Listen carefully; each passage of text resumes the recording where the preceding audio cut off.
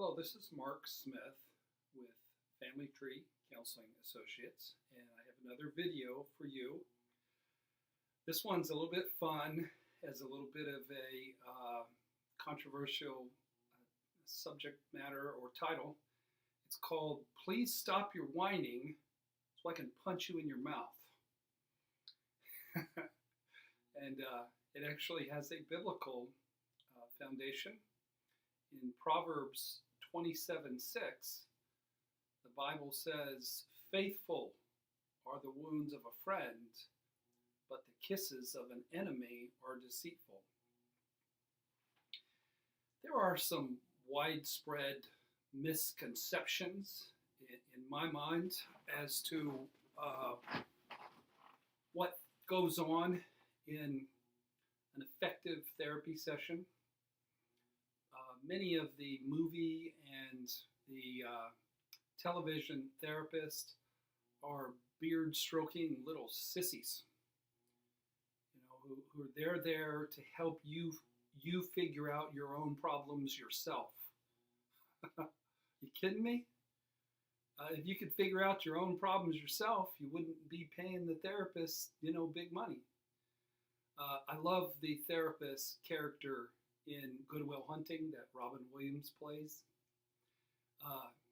because he reaches over in the first session and grabs Matt Damon by the neck and starts to choke him.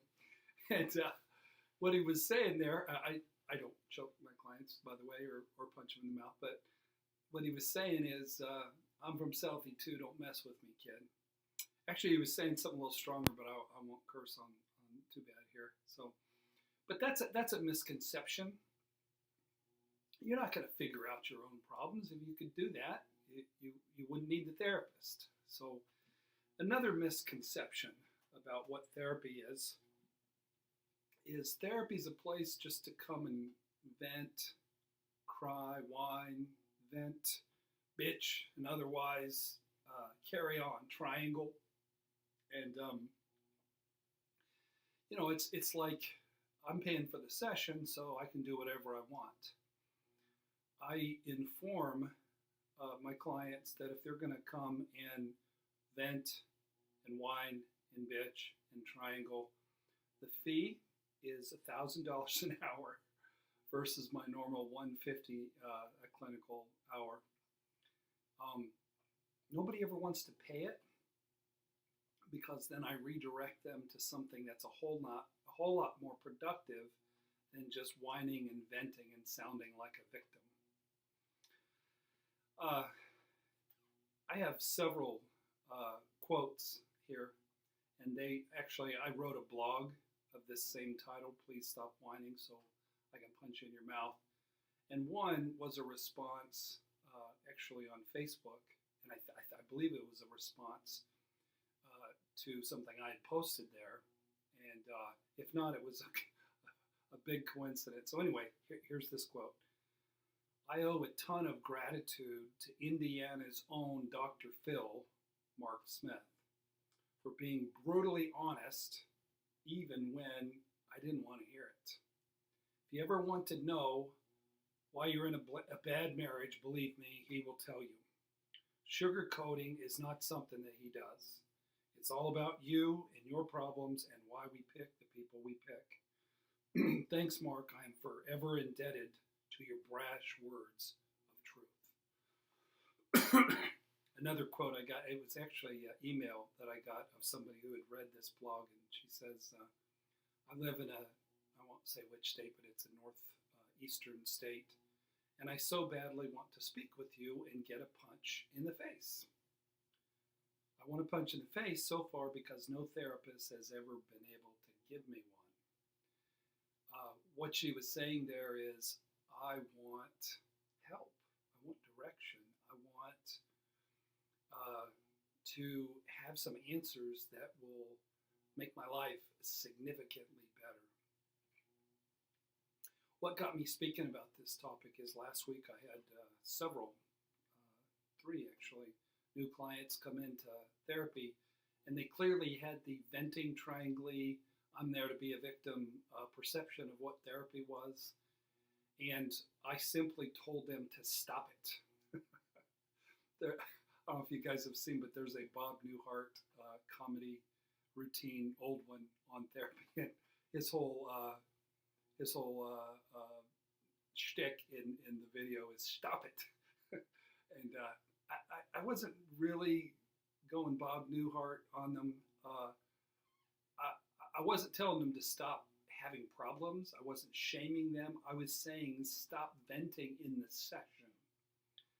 And I did tell them, if they continued to be victimy and venty and triangling, and I explained triangling is when two people can't work it out and you just go complain and vent and bitch to a third party.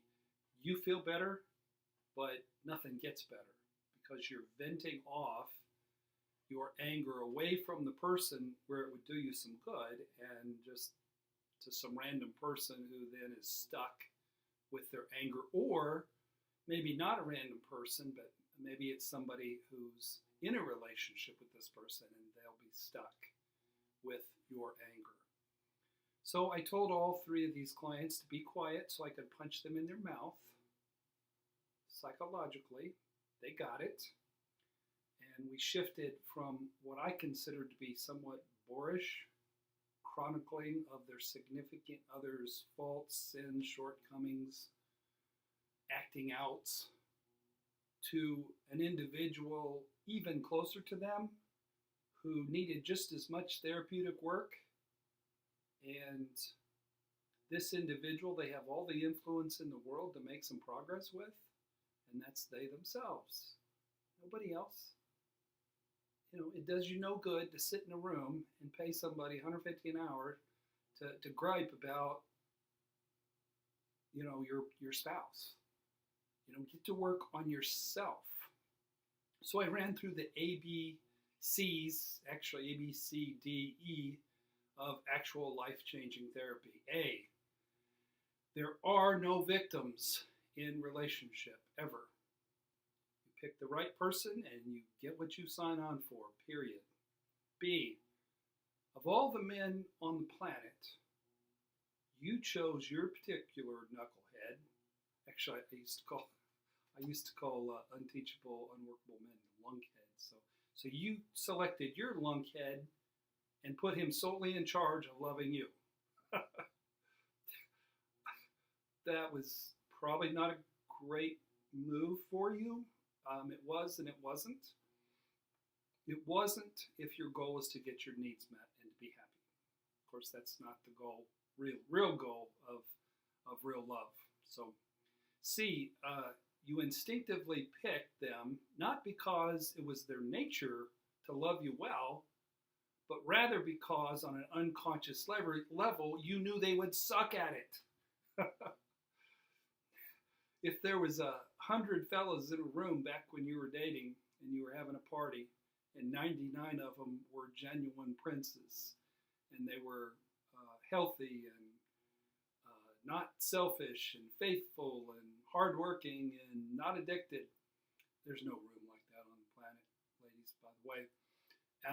And one of them is hurtful and bad at meeting your needs and has a lot of those bad qualities I meant. That's the one that you would take home.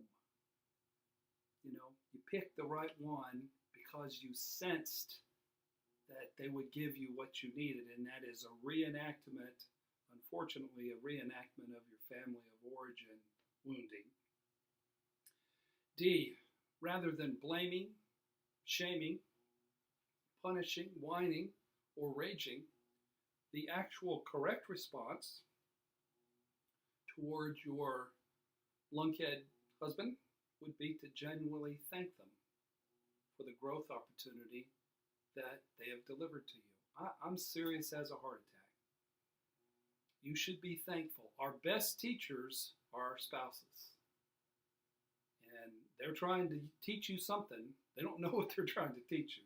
But the universe, God, Mother Nature is trying to teach you something by using them.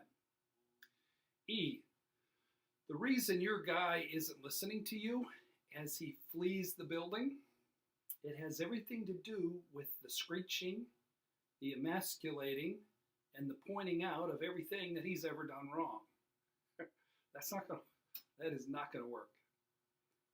If you want him to flee the building, then that'll work. If you want to be heard, it's never going to work. It's never, ever, ever going to work. A man can come back at you by running away, by raging back at you, by divorcing you, by tuning you out. There's a lot of different ways to leave your lover, so to speak. Another scripture from Proverbs, chapter 9, verse 8. Do not strongly rebuke a mocker, lest they hate you. But do rebuke the wise, for they will love you. One of the hazards of my job is when somebody comes in and purports to want therapy, I'm taking the stance and the belief that they're coming in and they want to know what's true about themselves. And they want it undiluted and unwatered and just direct. So sometimes when I do that, see a lot of people come in to vent and triangle and pout and bitch and complain, and they have no intention or ability to hear critiquing. So they are mockers. They are defensive. They are victimy. They are unteachable. They are arrogant. And when that happens, I still strongly rebuke them. Not rebuke them, but tell them what's true after I've gathered their family information. In essence, they come in, they say they want to get better, so I punch them in their mouth. And the mockers, which is probably 20% of people that I see, they don't take it well. They get defensive. They get reactive. They drop out of therapy. So you might ask me, how have I stayed in business if I go around punching people in their faces and telling them that love is them deliberately picking somebody to reenact their family of origin issues with? How am I going to stay in business with that approach and that message? And the truth is, I've been booked pretty solidly ever since 1989. And I've got 10 therapists working for me. Not in spite of the message or the approach, but because of the message and the approach. Because people love to learn what's true. They hate it and they love it. They're going to fight it. They spent their whole life fighting it.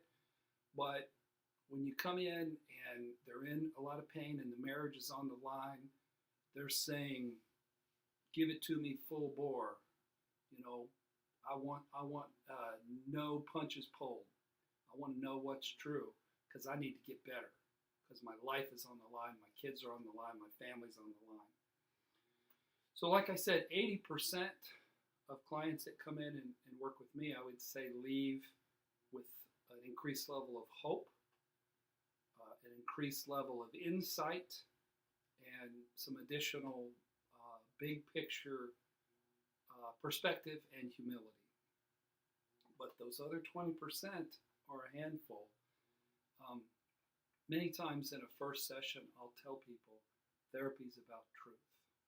And you guys have probably heard me say this before, but I tell them, I can use a scalpel for your psychological surgery, or I can go out back and get the jackhammer.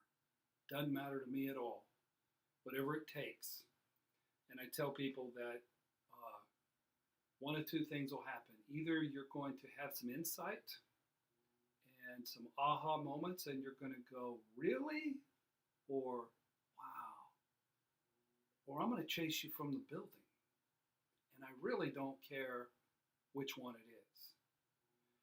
I prefer that my clients stay in therapy and write me checks at the end of the hour and tell their friends and family that Mark Smith and Family Tree are smart people that they should go to as well. I prefer that, but I'm going to say what's true regardless if every one of those my clients flee the building. I don't care. Um, and you should only seek out therapists that are committed to sharing uh, what's true in spite of the fact that it might offend somebody, because people are hungry for what's true. That is been my experience. People are hungry for what is true when it comes to their marriages and their lives.